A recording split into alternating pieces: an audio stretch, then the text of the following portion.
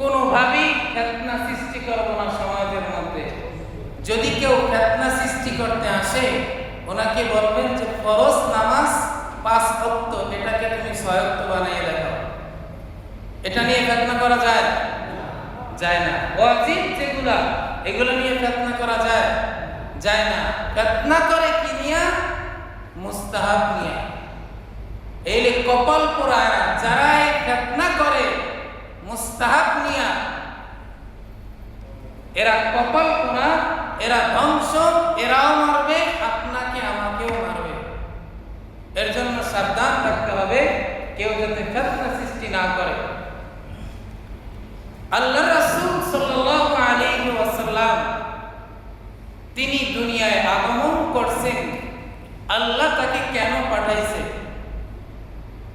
মিনাজ যুলুমাতি one নূর, অন্ধকার থেকে মানুষকে আলোর পথে আনার জন্য আল্লাহ তার বন্ধুকে দুনিয়ায় পাঠাইছে।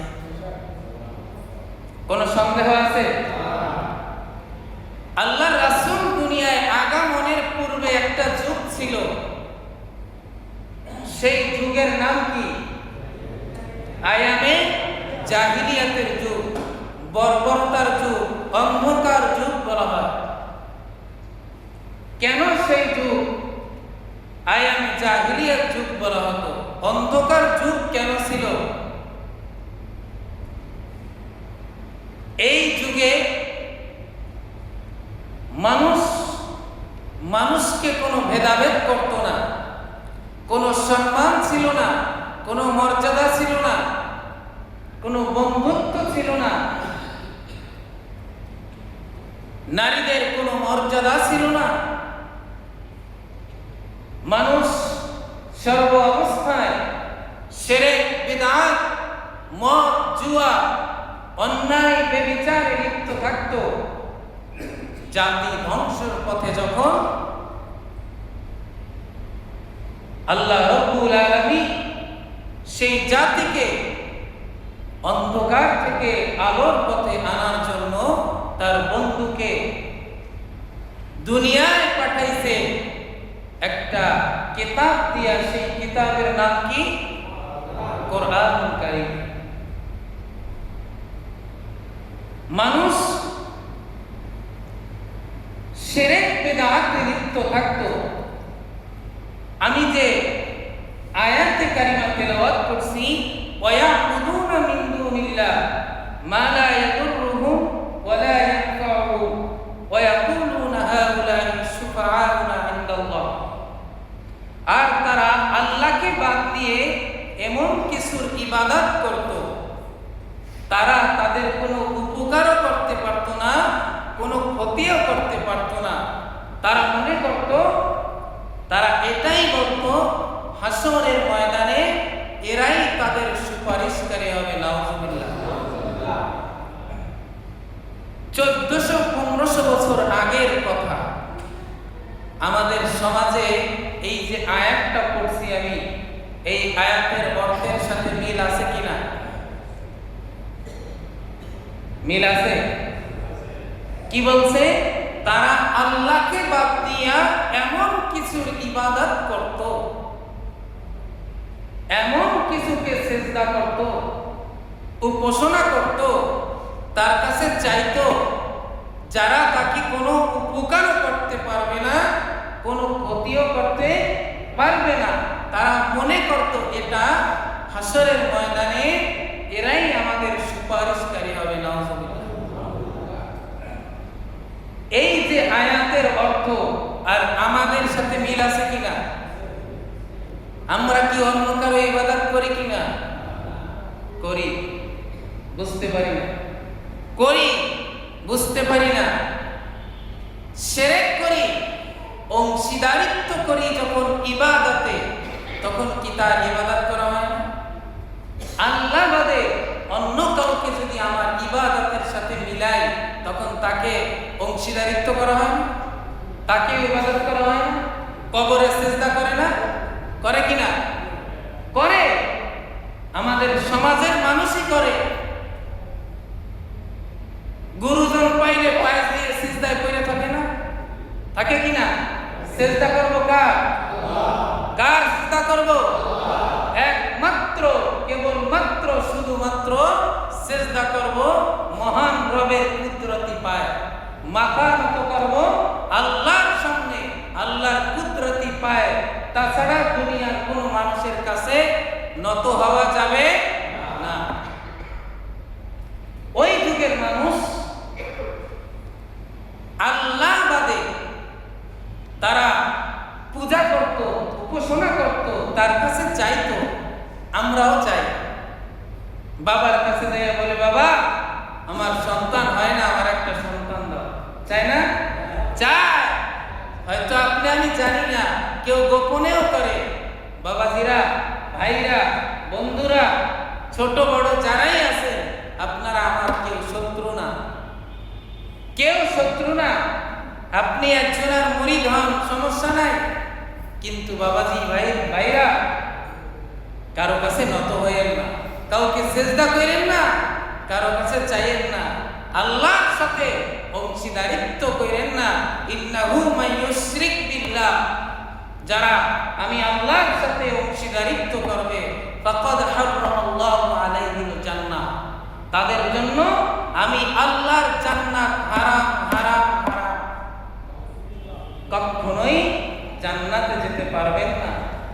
আপনি মানুষ হিসেবে দুনিয়ায় আসছেন, আমার ওস্তাদ ধরেন, আমার পীর ধরেন, আমার বাবা ধরেন, আমার মা ধরেন, উনিও দুনিয়ায় মানুষ হিসাবেও আসছে। ওনার হিসাব আল্লাহর কাছে দিতে হবে, আমার হিসাব আল্লাহর কাছে দিতে হবে। যেখানে আপনার মা ওয়া উম্মিহি ওয়া আবি ওয়া সাহিবাতিহি ওয়া বানি, আপনার মা আপনাকে চিনবে না, আপনার বাবা আপনাকে চিনবে না, আপনার বন্ধু আপনাকে চিনবে না, আপনার স্ত্রী সন্তান আপনাকে চিনবে না, সেখানে অন্য কেউ আমাকে বাঁচাইতে পারবে? হাসরের ময়দানে আল্লাহ রাব্বুল আলামিন যখন হুঙ্কার দেবে, লিমানিল মুলকুল ইয়াউম লিল্লাহিল ওয়াহিদিল কাহ্হার, আজকে কে আছো? দুনিয়ার রাজা বাদশারা, দুনিয়ার অহংকারী ব্যক্তিরা, ক্ষমতাধর ব্যক্তিরা, কই আসো আমার কাছে। আমি ছিলাম রহমান রহিম, আজকে আমি লিমানিল মুলকুল ইয়াউম লিল্লাহিল ওয়াহিদিল কাহ্হার, আজকে আমি কঠিন থেকে কঠিন দাতা। কে আসো আমার সামনে, আসো। প্রত্যেক নবী রাসূল থরথর করে কাঁপতে থাকবে। আপনার আমার নবী, নবী মুহাম্মদুর রাসূলুল্লাহ সাল্লাল্লাহু আলাইহি ওয়াসাল্লাম, একমাত্র তিনি আল্লাহর কাছে সুপারিশ করবে। আল্লাহকে যখন বলবে, আল্লাহ আপনি বিচার আচার শুরু করেন, আল্লাহ তখন বিচার শুরু করবে। সেই নবীর উম্মত আমরা। নবীর আশিক দাবি করি মুখে, আর সিজদা করি যে মাজারে। রাসূলের আদর্শে আদর্শিত হই না, রাসূলের জন্মদিন পালন করি, মিলাদুন নবী, অথচ রাসূলের যে আদর্শ ছিল, রাসূল যেটা বাস্তবায়ন করে গেছে, উম্মতদেরকে যেটা রেখে গেছে, দিয়ে গেছে, সেটার খোঁজ আমাদের নাই, সেটার খোঁজ আমাদের নাই। অবস্থাটা এমন হয়েছে আমাদের, বাপের নামে বাপ দুনিয়ার থেকে বিদায় নিলে চাচাই কি কইবে, চাচি কি কইবে, পাড়াপড়শি কি কইবে, এর জন্য মাঝে মধ্যে মিলাদ পড়ায়, মাঝে মধ্যে মিলাদ পড়ায়। কেন? এলাকাবাসী কি বলবে, এত সম্পদ রাইখে গেছে, সন্তানের একটু মিলাদও পড়ায় না। তাহলে কার জন্য মিলাদ পড়াইলেন? উচিত ছিল কি নেককার সন্তান হওয়া, রব্বিরহামহুমা কামা রাব্বায়ানি সগীরা, এই দোয়া করা। রাসূল বলছে, তোমরা আমাকে যেভাবে দেখছো সেভাবে তোমরা সালাত আদায় করো। আমি রাসূলের জীবন আদর্শকে তোমরা আদর্শ জীবন আদর্শ বানায় নাও। আমরা রাসূলকে রাসূল হিসাবে মুখে বলি, তার কার্যকলাপ, তার কালচার, তার চলাফেরা, তার সুন্নাত আমাদের মাঝে নাই। আমরা এগুলা মানি না। সেই আয়ামে জাহিলিয়াত যুগ, অন্ধকার যুগ, বর্বরতার যুগ, সেই যুগ থেকে, অন্ধকার থেকে মানুষকে আলোর পথে আনার জন্য আল্লাহ তার বন্ধুকে দুনিয়ায় পাঠাইছেন। কেন? ওয়ায়াবুদুনা মিন দুনিল্লাহ, তারা আল্লাহকে বাদ দিয়ে অন্য কারো ইবাদত করত, শিরক করত। মানুষ ক্ষতির মধ্যে ছিল, অন্ধকার যুগে ছিল, বর্বরতার যুগে ছিল। মানুষের কোনো ভেদাভেদ ছিল না, কোনো মান মর্যাদা ছিল না, নারীর অধিকার ছিল না। আল্লাহ তার বন্ধুকে পাঠিয়েছে। 2 নাম্বার, নারীদের প্রতি অবমূল্যায়ন করা। নারীদের কোনো মর্যাদা ছিল না। ওয়াইদা বুশিরা আহাদুহুম বিল উনসা যাল্লা ওয়াজহুহু মুসওয়াদ্দা ওয়া হুয়া কাযীম। আর যখন তাদের কাউকে কন্যা সন্তানের সুসংবাদ দেওয়া হতো, তখন তাদের চেহারাটা মলিন হয়ে যেত। কাদেরকে? আয়ামে জাহিলিয়াত যুগের মানুষদেরকে যখন কন্যা সন্তানের সুসংবাদ দিত যে আল্লাহ তাআলা তোমাকে একটা কন্যা সন্তান দিছে, তখন তাদের চেহারাটা মলিন হয়ে যেত, অন্ধকার হয়ে যেত। আমাদের কি এমন হয়? হয়। আমাদেরকে আল্লাহর রাসূল ঘোষণা দিয়ে গেছে, যার একটা কন্যা তার একটা জান্নাত, যার 2টা কন্যা 2টা জান্নাত, 3টা কন্যা যার 3টা জান্নাত। তারপরেও আমাদের অনেকের কন্যা সন্তান হইলে মনটা বেজার হয়ে যায়, মনটা খারাপ হয়ে যায়, স্ত্রীকে তালাক দিয়ে দেয়। এমন ঘটনাও বাংলাদেশে ঘটে। সন্তান দেওয়ার মালিককে আল্লাহ। এমন আছে যার এক সন্তান, তার এক ছেলে, তার এক জান্নাত আছে, যার 2 ছেলে 2 জান্নাত আছে। এমনটা আছে যার 2 কন্যা সন্তান, তার 2টা জান্নাত। তারপরেও যাদের মনটা খারাপ হয়, চেহারাটা মলিন হয়ে যায়, স্ত্রীকে বাবার বাড়িতে পাঠিয়ে দেন, তালাক দিয়ে দেন। আপনি কোন যুগের লোক? কোন যুগে? আয়ামে জাহিলিয়াত যুগের লোক। এটা করা যাবে না, এটা করা যাবে না।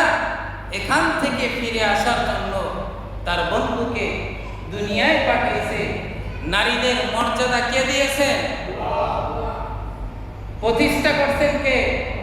আল্লাহর রাসূল। কে প্রতিষ্ঠা করছে? আল্লাহর রাসূল। সেই নারীরা তাদেরকে পর্দায় থাকতে বললে, স্বামীর খেদমত করতে বললে, তখন তারা বলে নারী পুরুষ সমান অধিকার, সমাজে তাদের কোনো মান মর্যাদা দেওয়া হয় না। অথচ জাহিলিয়াত যুগে নারীরা ছিল শুধু ভোগ বিলাসের একটা পণ্য। যার যাকে পছন্দ হইতো, ভালো লাগতো, নিয়ে আসতো, ভোগ করে ছায়া দিত। সেখান থেকে নারীকে মা হিসেবে, কন্যা হিসেবে, স্ত্রী হিসেবে, পুত্রবধূ হিসেবে কত মর্যাদায় ভূষিত করছে, ইসলাম করছে। সেই নারী বলে ইসলাম তাদের কোনো মর্যাদা দেয় নাই, নারী পুরুষ সমান অধিকার। আরে নারী পুরুষ কখনো সমান অধিকার হতে পারে? যারা এরকম নারী আছেন, মা বোনেরা আছেন, যাদের এরকম চিন্তা চেতনা, আল্লাহর হস্তে সেখান থেকে বেরিয়ে আসেন। নারীদেরকে আল্লাহ বলছে ওয়ালা তাবাররাজনা তাবাররুজাল জাহিলিয়াতিল উলা। ও যুগের নারীরা, তোমরা ওই জাহিলিয়াত যুগের মেয়েদের মতো নিজেদের রূপ সৌন্দর্য প্রদর্শন করে বাইরে যেও না, বাইরে হেঁটো না। আমাদের যাদের মা ও স্ত্রী যারা এভাবে বাহিরে যায়, আমরা পুরুষ হিসেবে, অভিভাবক হিসেবে আমাদের একটা নৈতিক দায়িত্ব, ইমানি দায়িত্ব তাদেরকে বাধা দেওয়া। ঠিক না বেঠিক? আমরা কি বাধা দেই? দেই না, কারণ তাহলে বউ চলে যাবে। আপনি যদি জাহান্নাম থেকে বাঁচতে চান, আপনার আহলে আওলাদকে যদি বাঁচাতে চান, তাদেরকে ইসলামের বিধানগুলি শিখান, তাদেরকে আদেশ করেন। এরপরে রক্তপাত ও গোত্রীয় কন্দল, গোত্রে গোত্রে তাদের কন্দল ছিল, ঝগড়া বিবাদ ছিল, হানাহানি, মারামারি, কাটাকাটি, উটের দৌড় নিয়া, কূপ দখল করা নিয়া গোত্রে গোত্রে বিভেদ ছিল জাহিলিয়ার যুগে। আমাদের সমাজে এটা নাই? আছে। আমার দল, আমি যেটা করি সেটাই প্রতিষ্ঠা করতে হবে, না করলেই ডাইরেক্ট উড়াই দেবে, জেল, হাজত। এরপরে দলে দলে মারামারি, কাটাকাটি, সংঘর্ষ আছে না এখনো? এটা কোন যুগে ছিল? জাহিলিয়ার যুগে ছিল। আমাদের সমাজেও আছে, এখনো আছে। আমারটাই প্রতিষ্ঠা করতে হবে, আমারটাই রাইট, এমন চিন্তা চেতনা জাহিলিয়ার যুগের মানুষের ছিল, এখনো আছে। যে যেই দল করে, দেখবেন একটা জিনিস, যে যেই দল করে তারটাই বেস্ট,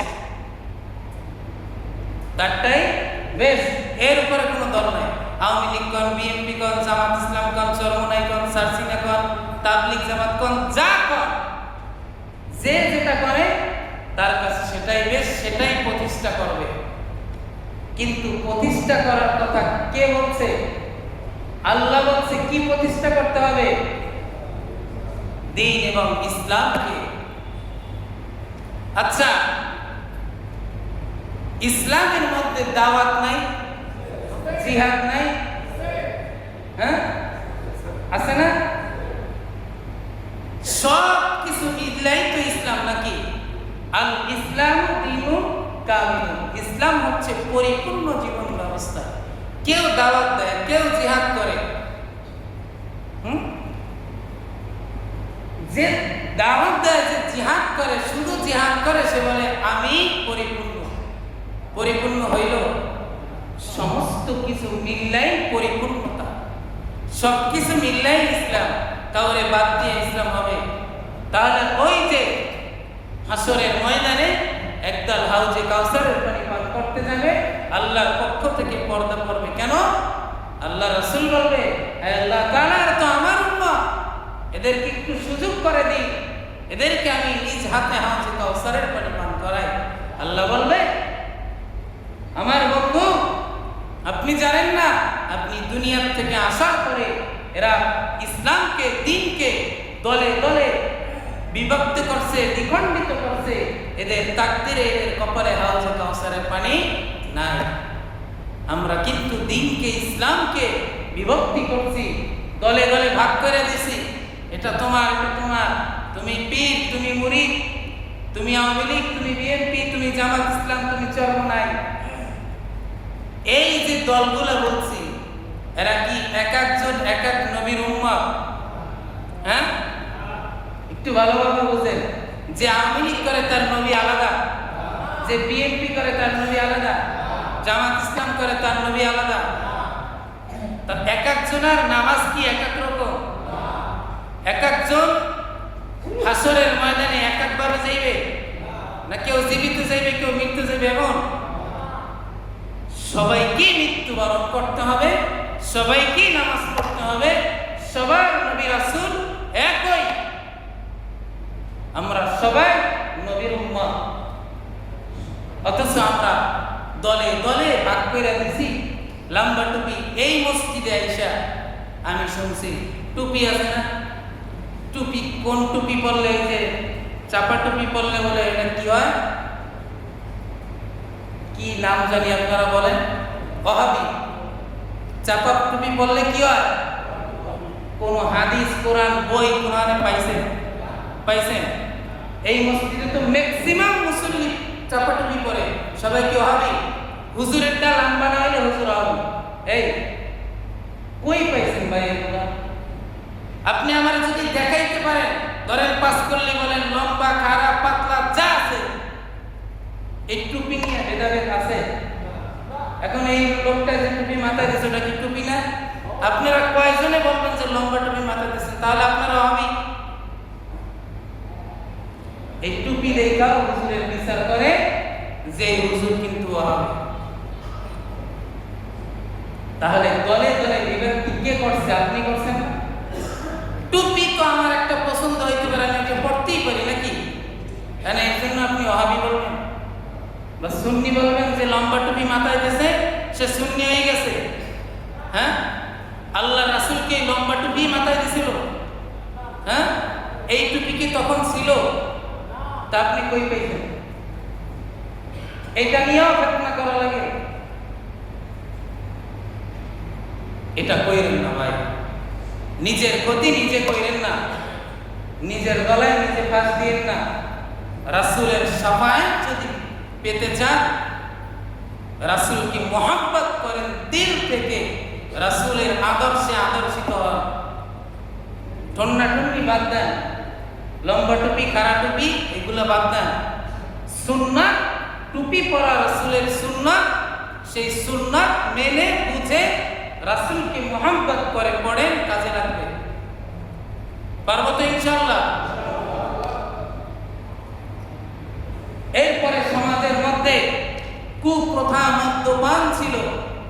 মানুষ মদ পান করত, গণনা করত। তখনকার যুগে গণক ছিল,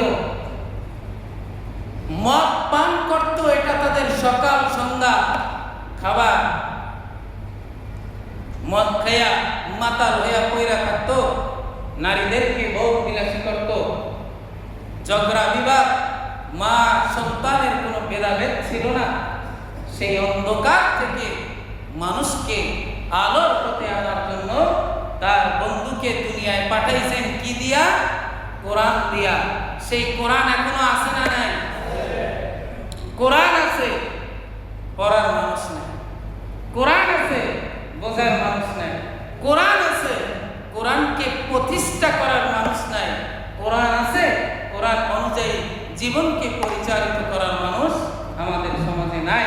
শুধু আমরা শুনি, এই যে একটা মসজিদ, এখানে জুমার আলোচনা হয়, একটা ক্লাসের মতো অনেকে বাধ্য হইয়া আসে। ধরেন আধা ঘন্টা 45 মিনিট আলোচনা করা হয়, এটা সে বাধ্য হইয়া শুনে, কারণ এখানে আসছে, এখন তো আর যাইতে পারবে না। পারবে? অনেকে আবার বসে বসে কয় হুজুররা মাইক পাইলে ছাড়ে না। হুজুরের বাপ দাদার কথা কেউ বলে? বলে? বলে না।